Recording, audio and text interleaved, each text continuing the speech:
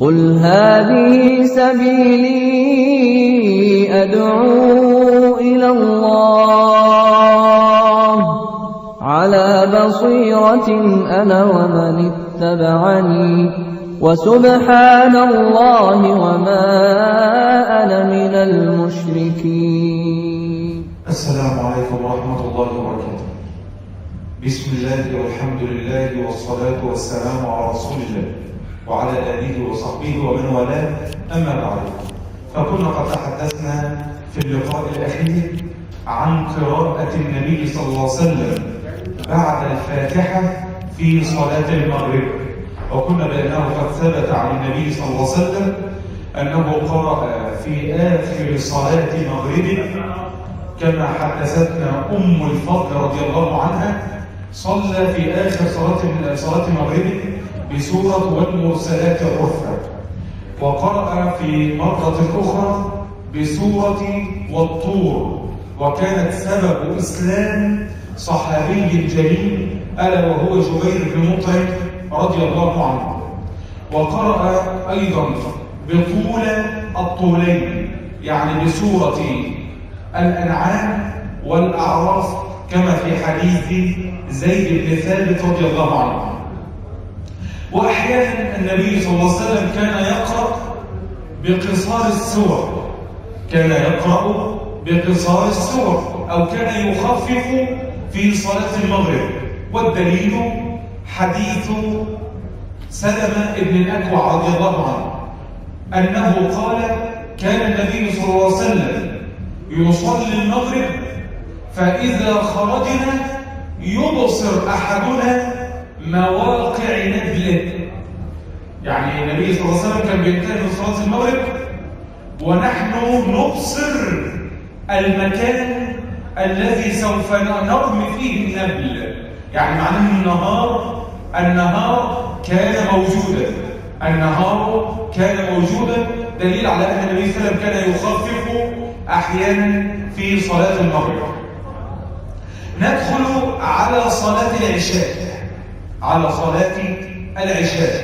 فقد كان هدي النبي صلى الله عليه وسلم في صلاة العشاء التخفيف، بل أنكر النبي صلى الله عليه وسلم على صحابي جليل ألا وهو معاذ بن جبل عندما أطال في صلاة العشاء وقرأ فيها بسورة البقرة، والقصة ذكرتها بطولها في يوم الخميس الماضي، وهو حديث: أفتان أنت معاذ إذا صليت بالناس فصل بسبح اسم ربك الأعلى والشمس وضحاها والليل إذا يغشى واقرأ باسم ربك الذي خلق، كما ثبت عن النبي صلى الله عليه وسلم. فده دليل على أن النبي صلى الله عليه وسلم كان يحب التخفيف في صلاة العشاء.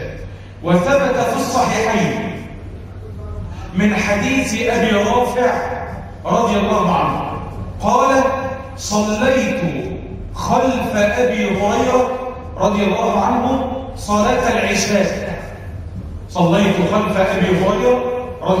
صلاة العشاء، فقرأ سورة إذا السماء انشقت وسجد فيها. تعرفين طبعا إذا السماء انشقت فيها آية سجدة ألا وهو قول الله تبارك وتعالى: وإذا قرئ عليهم القرآن لا يسجدون. الآية دي فيها سجدة. أبو هريرة رضي الله عنه لما صلى العشاء وقرأ فيها إذا السماء انشقت، فلما وصل إلى آية السجدة سجد، فقال له أبو رافع: ما هذا يا أبا هريرة؟ يعني إيه اللي انت عملته ده؟ السجدة في سورة الانشقاق ثابتة، ما هذا يا أبا هريرة؟ فقال: لقد صليت خلف النبي صلى الله عليه وسلم وقرأ في صلاة العشاء إذا السماء انشقت وسجد بها، يعني سجد فيها، فلا أزال أسجد فيها حتى ألقاه، يعني حتى ألقى الله عز وجل. يعني أنا سوف أظل أسجد في سورة الانشقاق حتى ألقى الله عز وجل. نكمل ما تبقى بعد الأذان وأذكركم بترديد الأذان. فثبت أن النبي صلى الله عليه وسلم قرأ بإذا السماء انشقت في صلاة العشاء، وسجد سجدة التلاوة في هذه السورة المباركة. وثبت أيضا أن النبي صلى الله عليه وسلم قرأ في صلاة العشاء بسورة والتين والزيتون، فهذا ثابت كما رواه البخاري في صحيحه أن النبي صلى الله عليه وسلم قرأ في صلاة العشاء والتين والزيتون. وبعض الروايات أن النبي صلى الله عليه وسلم كان في سفر فقرأ بهذه السورة في ركعة واحدة كما ثبت عن النبي صلوات ربي وسلامه عليه. الشاهد أن هدي النبي صلى الله عليه وسلم في صلاة العشاء التخفيف، ولم يرد عنه الإطالة في صلاة العشاء كما كان هديه صلوات ربي وسلامه عليه. ندخل على صلاة الفجر. أما بالنسبة لصلاة الفجر فثبت عن النبي صلى الله عليه وسلم في أغلب أحواله الإطالة. ثبت عن النبي صلى الله عليه وسلم في صلاة الفجر في أغلب أحواله الإطالة. فثبت أن النبي صلى الله عليه وسلم قرأ في صلاة الفجر بسورة قاف والقرآن المجيد، كما ثبت في صحيح مسلم من حديث جابر بن سمرة رضي الله عنه قال: صليت الفجر خلف النبي صلى الله عليه وسلم فقرأ بقاف والقرآن المجيد، ثم كان صلاته بعدها تخفيفا، يعني بعد ذلك بدأ يخفف في صلاة الفجر كما قال جابر بن سمرة رضي الله عنه. وثبت في الصحيحين من حديث أبي برزة الأسلمي أن الحبيب النبي صلوات ربي وسلامه عليه كان يقرأ في صلاة الفجر، صلاة الفجر اللي هي الفرض يعني، كان يقرأ في الركعة الواحدة من 60 آية إلى 100 آية. وفي حديث آخر في الركعتين كان يقرأ فيهما من 60 إلى 100 آية كما ثبت في الصحيح من حديث أبي برزة عن النبي صلى الله عليه وآله وسلم. وثبت عن النبي صلى الله عليه وسلم أيضا أنه قرأ في صلاة الفجر والليل إذا عسعس. الليل إذا عسعس يعني سورة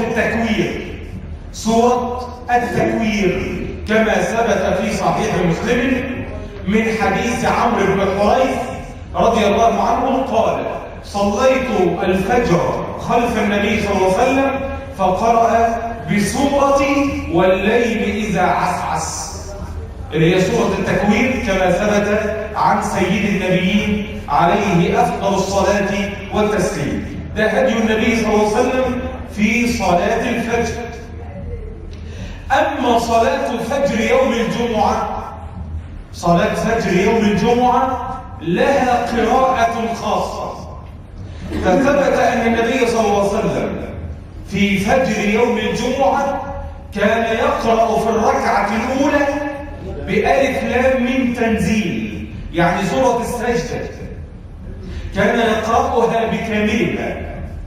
وكان يقرأ في الركعة الثانية من فجر يوم الجمعة بسورة هل أتى على الإنسان، يعني بسورة الإنسان، كما ثبت في الصحيحين من حديث أبي هريرة رضي الله عنه. ورواه أيضا الإمام مسلم في صحيحه من حديث عبد الله بن عباس رضي الله عنهما قال، أي أبا هريرة وابن عباس: صلينا فجر يوم الجمعة خلف النبي صلى الله عليه وسلم فقرأ في الركعة الأولى ألف لام من تنزيل، وقرأ في الركعة الثانية هل أتى